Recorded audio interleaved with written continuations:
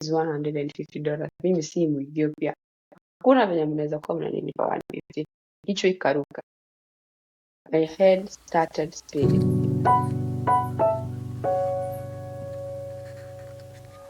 What's up, my people, and welcome to my podcast. I'm Wambula, and today I'm sharing about my first house in Lebanon.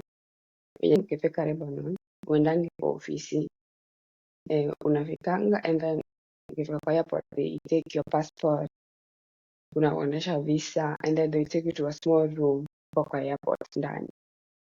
Mnakuanga wengi. I remember we were like 100 or 120 guards. Unaingia kwa room fulani hapo, and then watawaita. Okay, boss yako akifika unaitwa. I remember very well boss yangu alikuwa first boss kupika. Alikuja na pesa. To my surprise, actually ni surprise kabisa ni walikuwa Waislamu. Mimi sijai kana Waislamu like so much. Mimi naonanga tu misiri nikienda kwa soko. So wamekaa, madam akanisalimia marhaba, I was like, marhaba. And then nikapea jamaa mkono nimsalimie. Madam akaniambia hapana, haikumsalimia. Sasa anasema na Kiarabu sielewi. Afterwards nilijuanga sifai kusalimia watoto wake vijana especially na mzee. So mimi huyo nikaingia gari hadi yuko sawa. Kanga huku madam akanichukua, we drove like 1 hour plus juu nilipata drive place mbali. Kufika nikaonyesha place yangu ya kulala. Place nilikuwa nalala ilikuwa balcony. But iko na kitanda, iko na wardrobe, iko na bedside, iko na fan. It was a nice place to sleep. Although ulikuwa unafeel makelele za magari juu ni balcony yenye imefungwa vizuri. Nilifika kanionyesha place ya kulala. I was super, walikuwa exhausted, hawakuniambia ingia kwa bafu uoge, walienda kulala pia wao. So pia mimi nikalala. I think it was around 3 o'clock to 5. And I went to sleep. Nikalala like 3 hours, nikaamshwa. Nikaamka. Akaniambia, do you want to eat? Sasa aje ananiambia na Kiarabu juu aongei Kizungu. The mwenye alikuwa anaongea Kizungu ni the son. Na kijana alikuwa shaenda kwake juu alikuwa na bibi. Ndio akaniambia, will you eat? Akaniambia kama unataka kukula, friji iko hapo. Ananionyesha, so alikuwa anatumia sign language, eat. Chakula iko kwa fridge na mayai. Unaweza pika. Ananionyesha kutengeneza chai. I'm still in my home place. I'm still sweating, alafu kulikuwa season ya joto. Akanionyesha bafu. Unajua kuna ile fantasy watu wanaambiwa ukikuja Lebanon utapewa kila kitu, utapewa sabuni, mafuta, chana, unaambiwa utapewa panty mpya, bras mpya. I didn't get it. Hata sabuni ya kuoga ni bahati nilikuwa nimepaka. I remember very well nilipaka home na mali. Nilipaka hadi sabuni, my pads, vichana, mafuta ya nywele. I came well packed. So akanionyesha bafu, hajanipea kitu ya kuoga, hajanipea towel, lakini nimepaka. So nikaingia I think ilikuwa geisha, ile geisha baso. Nikaingia kwa bafu, nikaoga, nikamaliza. Nikavaa nguo zangu, hakuwa na shida nikivaa nguo zangu. Hapo wakatoka wakaniacha kwa nyumba siku ya kwanza. And we all know ukitoka Kenya, ukikuja Lebanon, most of us unanga training. So alinipeanga ile tunavutanga maji naye. Ndio mimi huyo. Mimi sijui ni kazi gani. So mimi na prefer kuinama na kuenda. But aliniachia mandoo, kutuza kuosha nyumba, nifanye usafi. Kulikuwa dusty, so mimi nikajituma. Nikaanza na salon ya kwanza, nikaingia kwa choo, kwa bafu. Wenye tu nimezoea Kenya juu watu wakikuja Lebanon, most of us hatupatangi training. Around 3 wakarudi na mzee. Mzee aniongeleshi. Hata nikimsalimia ile marhaba ama salamu alaykum haniongeleshi. So hapo wakaenda kwa room wakakaa, then bibi akaniita. Akaniletea message mrefu kwa simu yake. Sasa uje ameandika na Kiarabu akatranslate. So simu yenyewe ilikuwa inasema ufai kuona mzee, ufai kumuongelesha. Sasa juu mzee alikuwa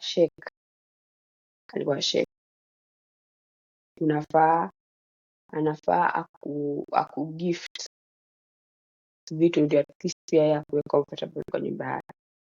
We all know kama most of them wanavanga boxers, vests, wanapanga free kwa nyumba.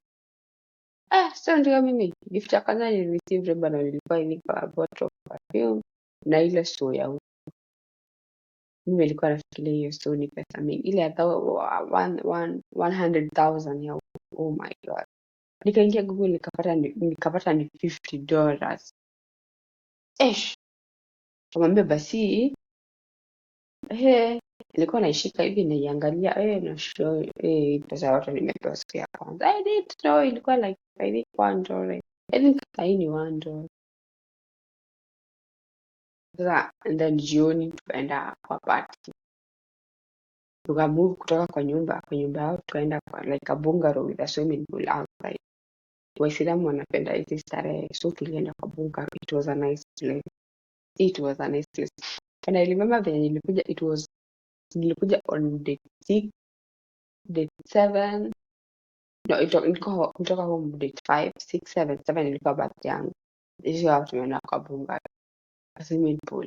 Wakaniambia pia wewe unafaa swim na sisi. You know you're part of my family. Sasa mimi nilikuja watu wenye nilipata watu wawili kwa nyumba. 2 boys, madam na Mr. na kijana wake mwenye alinikujia alafu akaenda.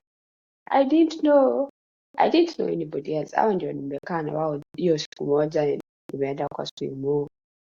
Mnakaa hawa wanakuja wanatembea wanaswim alafu wanaenda. Hawa wanakuja wanaswim alafu wanaenda. And then the daughter came with her 6 kids. Money. 6 babies. And she was around 27. Hata kwa mzee sana. Akani introduce at least msichana alikuwa anaongea Kizungu. But alikaa for few hours and then akaenda na watu wengine. Come evening. Tuko tuna swim. Tukakaa like 2 more days and then tukarudi sasa nyumba yao sasa juu it was a rented apartment. Ndio mimi nafunzwa kazi 1 2 3. Madam ananionyesha kupika. She was very generous. This woman was so generous with food.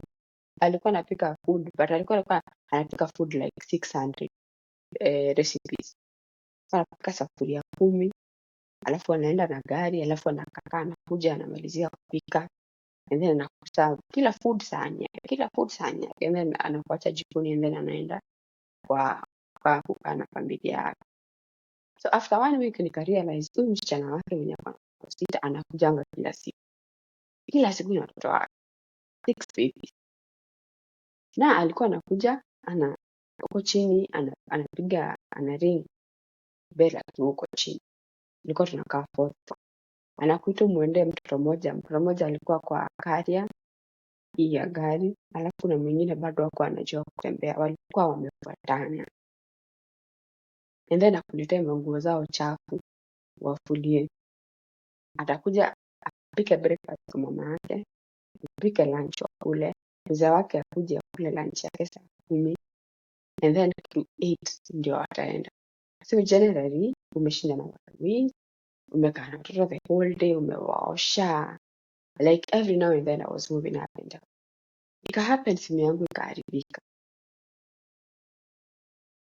Simu yangu iliharibika. And nilikuwa like madam, juu hii simu nimekaa nayo for long Kenya na imebeat. Sitaki kuitengeneza. Sitaki kupeleka kwa fundi katengenezwe. What I would like ni nishamaliza 2 weeks na mimi. Mnaweza nibaia simu hata kama ni second hand. Madam akasema before aenda kunibaia simu wakaniambia, do you know how much money you should be paid? Kwa ile Google Translate usisahau. Alikuwa ananionyesha kufanya vitu na Google Translate. Ama akiniuliza kitu bado natumia Google Translate. Juu Kizungu kwake ilikuwa madhubuti, mafi shiwa shit. Ananiambia your salary is $150.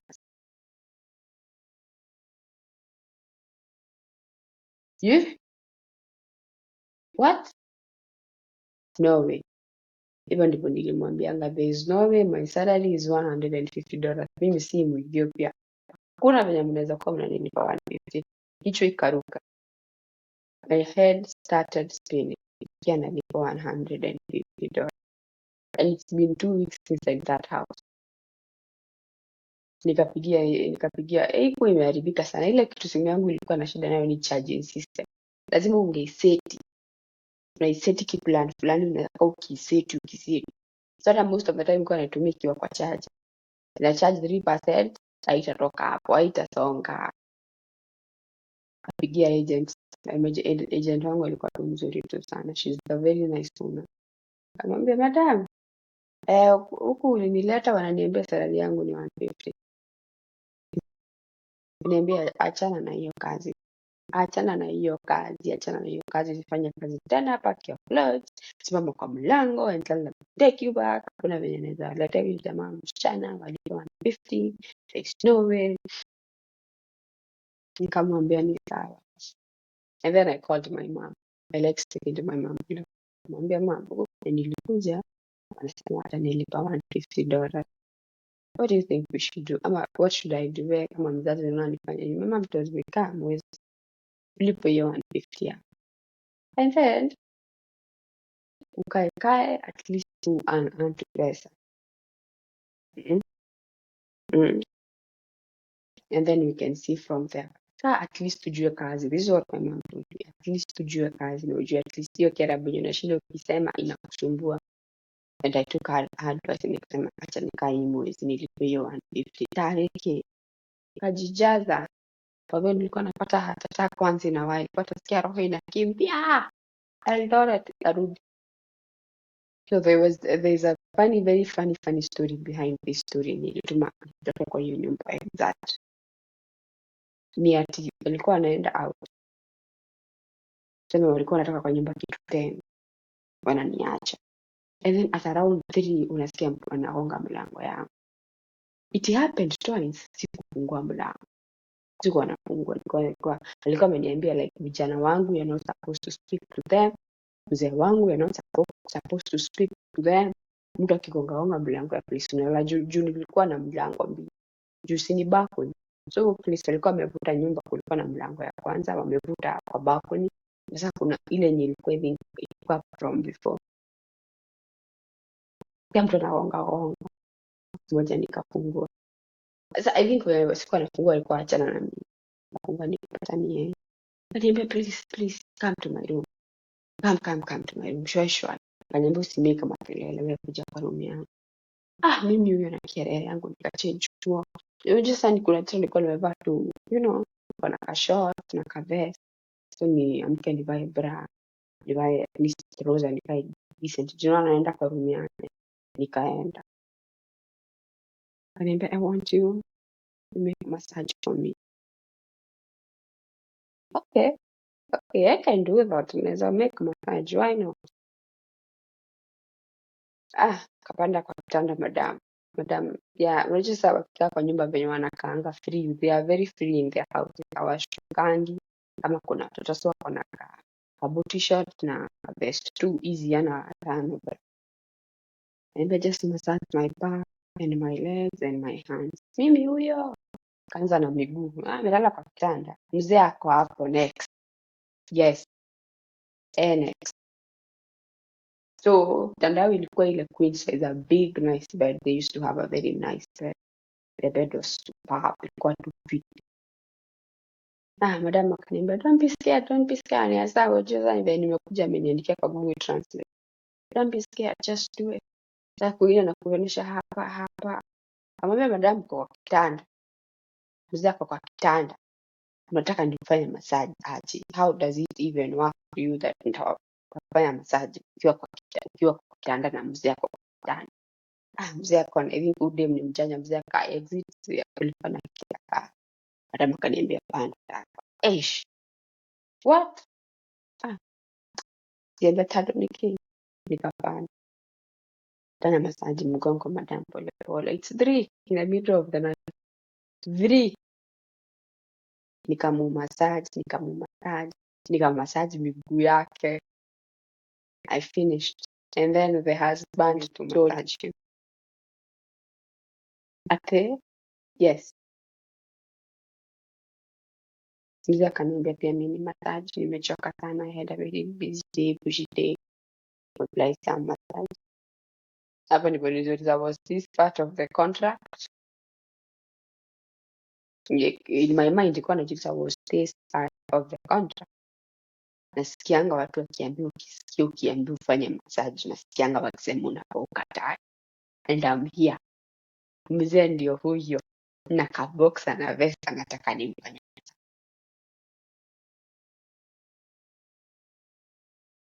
Huyo si kukataa, nimekataa aje na nishafanya madam. Mzee si ako hapo, si akarudi kwa kitanda, nikamwambia na wewe songa kabisa kwa mwisho. Hakuna venye napanda kwa kitanda yenyu mkiwa nyinyi wawili, there is no way. Wewe songa kabisa. Bibi naweza panda of course. Unamtumia tani, lakini wewe there is no way. Kamasaji. We. We. Sasa akaniambia you are very good girl, I like you, hata tunaweza kuongeza mshahara. Hiyo usiku ya saa 8 I'm like bro, I'm very sleepy, I would like to go back to sleep.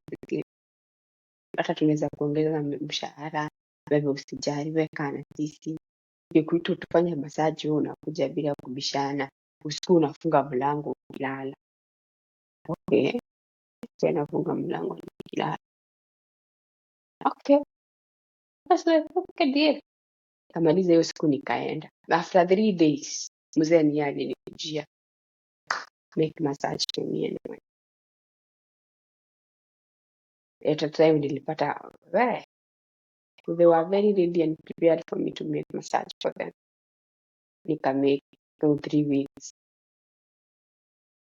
3 weeks imeisha sasa. Niko tu pale bado kichwa inaruka kidogo halafu inatulia.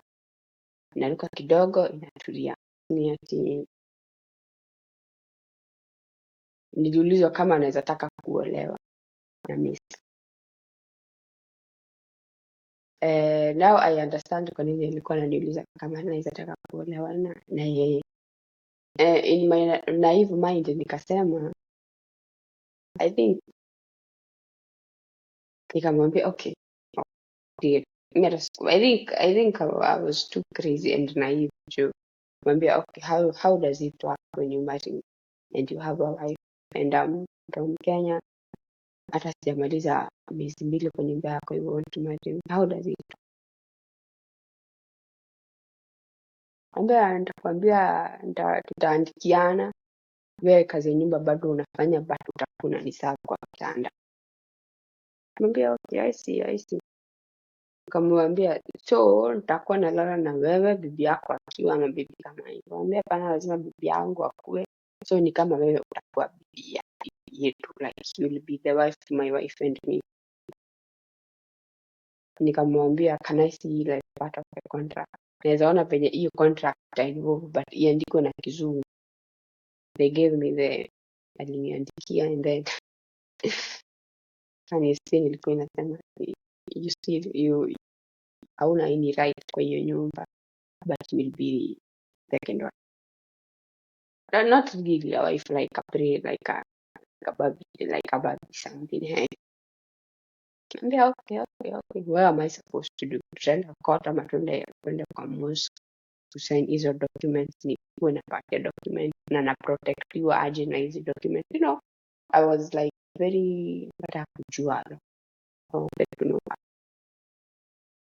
Okay. I think akaona mimi ni mjanja. Zile maswali nilikuwa nauliza zilikuwa maswali wazimu. And then hapo nikaanza kufeel ile uncomfortable kabisa. Sasa hata kitu kidogo ilikuwa ina hit salary yangu ni 150. Sasa zile vitu wameanza kuniambia ni zile za like why, kwa nini mnataka kunioa kwa nyinyi wawili? Kwa nini sign marriage contract na sina right? You know, alafu sasa usiku bado mnataka niwafanye massage. Nikikataa the whole day sitaongeleshwa. And I'm still very new.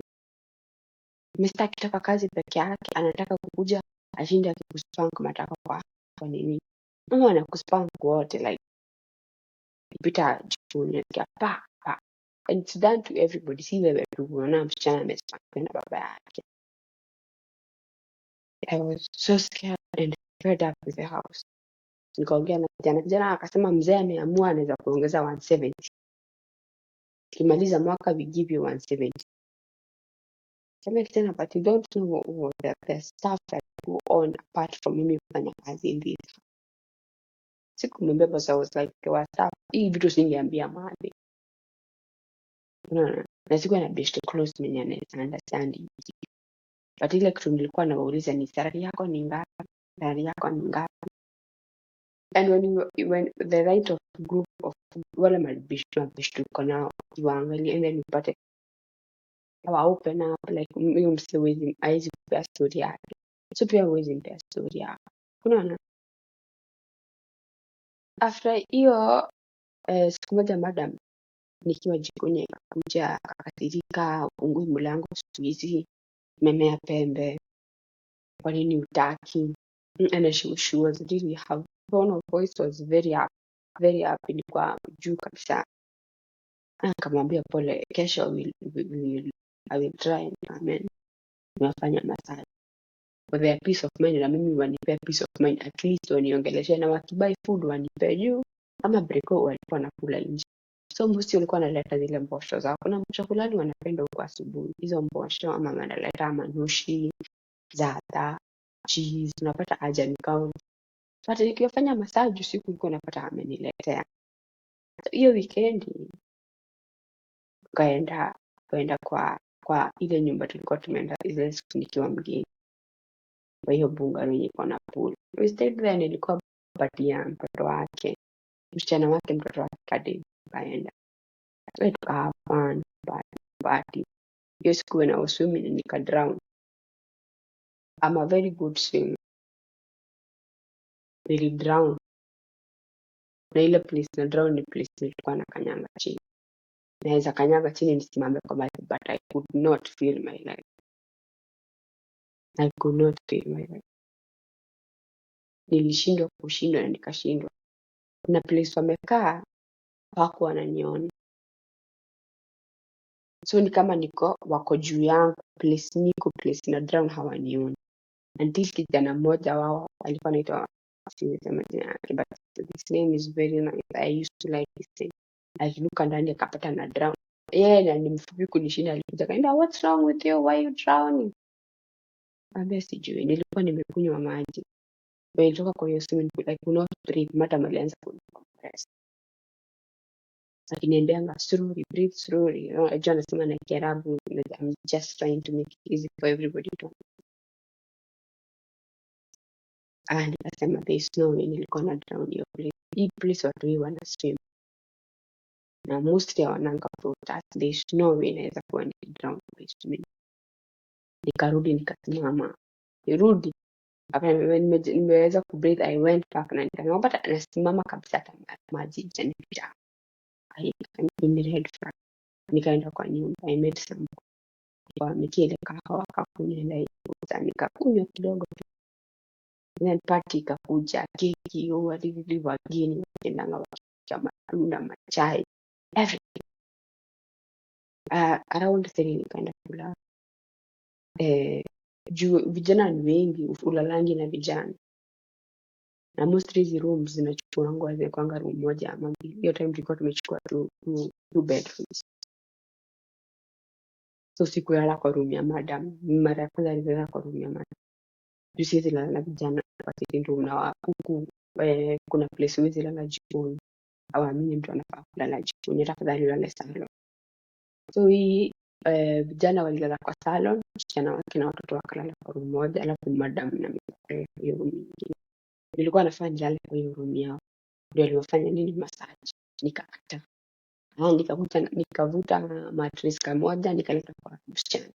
Mzee wa msichana akamwambia I want to sleep here with the kids. Msichana akaisikia. So msichana juu hakuwa anataka kulala, yeye alienda akaendelea kuswim. Mimi katikati ya siku nisikia niko kaanga nifanya massage. Nikasema madam wewe uko na drown. I am trying to recover from the trauma. Mnataka nifanye massage katikati ya usiku. There is no way I'm doing it. Nikakataa. The next day tukakaa the whole day, then tukaenda home. Kwenda home alikuwa anapiga hadi nduru. Nimekuwa mwenda wazimu. Alikuwa ananiita majina sielewi, but after a while nilikuja kuelewa ubeja alikuwa ananiita. Sema basi na wewe tutaangaliana hivi na hivi. We will sit down and we will see who is who. Wewe utajua mimi ni Mkikuyu. Akaendelea akakaa siku mbili ananiita, anambia I'm not even waking up. Don't open my door. 3 usiku namsikia kulu. Mara sitaki. Sasa nilikuwa nakata ile real life namwambia hadi mchana sitaki. Mtu akini disrespect anispank sitaki. Na and then nikamwambia kijana my salary is $200. That is for my contract. Na nyinyi pia nyinyi hamna contract. So hamna kitu inawabaka. So my salary is $200. If you can pay me, take me back to the office. Na mnilipe hizo siku nimefanya kazi. Na sitatoka huko kwenye bila pesa. Samaliza mwezi. Siku tuku nilimaliza mwezi. Before nimaliza mwezi one day, madam alikuwa amekuwa chizi. Juu mimi nilikuwa na make sure kijana mwenye alikuwa anaongea kizungu kuja nimemwambia my salary is $200. And I don't want you guys to buy me a phone. Nitakaa na hii nitaenda hiyo saa mtanilipa ndio nilikuwa ninunue nayo simu. Nitaenda kujinunulia simu na hiyo. Sasa madam juu anaona huyu msichana amekataa kufanya massage.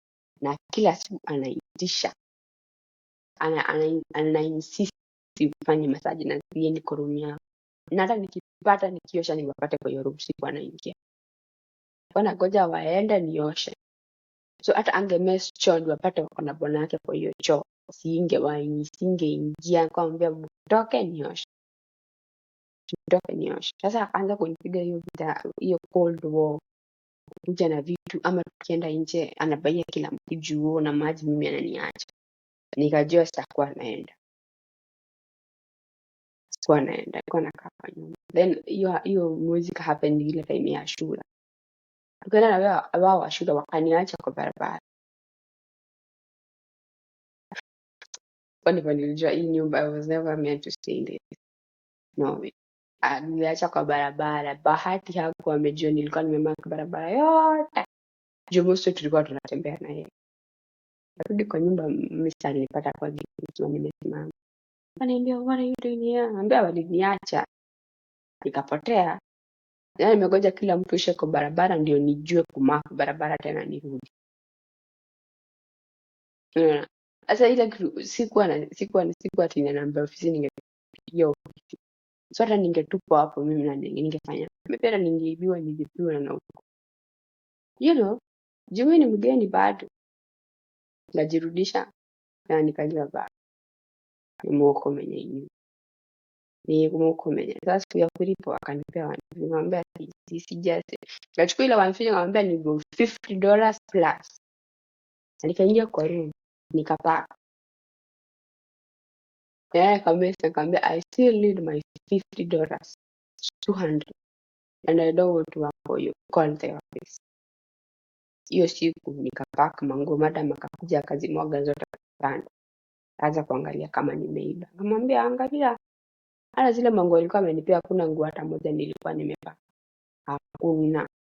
Nilikuwa nimekuja nazo Kenya nikamwambia ziko enough. Sitaki manguo zenyu. Sitaki. Kazi yangu alikuwa naifanya moja hivi. Nikapata niko na shower gel. Niuliza hiyo nikamwambia hapa chini tu kwa duka. Nikaenda kutupa takataka ile ni mlinipea niliingia nikanunua shower gel. Jua mko inipea hadi brush ama toothpaste. Thanks God nilikuwa nimetoka nazo home. Ningeteseka sana. Niambia ile mstari. Niambia shika story yako mama. Na mimi nikamwambia mimi ndio shower gel. Chukua na shower gel. Mimi okay just keep them. Kaenda kwa hiyo closet. Hapo nje kulikuwa na closet. Juu kwake kulikuwa kuna Kenya wasichana. And I think wasichana wa kwake wako wanaka. Alafu yeye huyo madam alikuwa tu general. Alikuwa hakuwa anakupea mpia but Alikuwa anakula manguo zake zenye zimekaa. Nice clothes. They were nice. I think I still have few zenye alinipea. They're like t-shirt, trousers. I think kulikuwa na bag moja akaniongezea bag moja extra. Na bado anapiga nduru. Bado namwambia ile fichwani yangu mnanipea. Na mnipeleka kwa ofisi. Leo hihihihi. What happened next ni kitu sijaiamini. And I feel so bad about it. Juu niliruhusu vitu mingi na zangu. Walichukua simu yangu. They took my phone. They took my phone with everything in it. Picha za mtoto, picha zangu, email zangu, WhatsApp yangu, line zangu, M-Pesa ilikuwa kwa hiyo simu. Walichukua. Nikaambiwa toa password. Nikatoa, nikawapea. The main reason niliitishwa hii simu ni juu madam alikuwa ananitext usiku kama nduma search for that. Unasikia bwana yake alikuwa na so hizo messages hawakuitaka zilikiwe. Na mimi in my mind I did not think of like sending anybody hizo vitu. Nilikuwa naziweka tu, sikuwa na delete. Tujisaidia hao walikuwa na delete. Nilikuwa natumia GB WhatsApp. Unajua GB WhatsApp deleting vitu wa delete from the other side. Hizo zilikuwa zinakaa kutumia. I think koja wakaja huyu msichana ni mjanja, msichana bibi yako na hizo. Mimi kwa najua hizi ndizo nitatetea kwa ofisi. In case ofisi inataka kunirudisha home. Ndakaa chini nijitetee hizi ma message. Akajua where do remove kila wakati. Sasa before niwaambie let me remove my Gmail and back up my stuff. Walionyesha chini. Na wakanipea tip yangu. Wakaniambia kulia leo unalala huko and then kesho uende. But I did not sleep at all. Usweat karibu ni nose bleed katikati usiku. Nilikuwa naamka na kitu. Hivi kwanza wale waliendanga wakaniacha ya. I was not knowing what they are planning na sina simu. I remember very well kuna dem tulikuja nishanga na yeye. Wewe nilikuwa nimemtumia document zangu. Nilikuwa nakasikizia. Kuna venye nini guts zako zinakwambia ni fatiwali na Mungu. Nasitaki kustress madhi wala. Nishaambia madhi na nipo hivi. Hii drama yote madhi hicho. Sitaki kumstress. Nikamwambia hii document, nikamtumia document zangu yangu. Mwambia wewe ukiwa isiani hizi ndizo document zangu. Ampea hadi namba ya mama. Sasa ile nimechanga simu but nilikuwa nishamtumia. Afterwards nijipanga TikTok na document zangu zikiwa zimetumwa TikTok. Mimi hiyo the next day nikakalala, nikaamka vizuri. Confidence mtu wangu. I think atawia marabu ananimiss. Niliamka nikapika chai na mayai yangu na avocado zilikuwa haziishi kwa hiyo nyumba. Kapika mayai tu avocado, mimi sikuwa ipenda kubusa sasa isipendi. Na nikagoja kupelekwa kwa ofisi, nikaoga. Nikagoja kupelekwa kwa ofisi. And the office wakanikujia.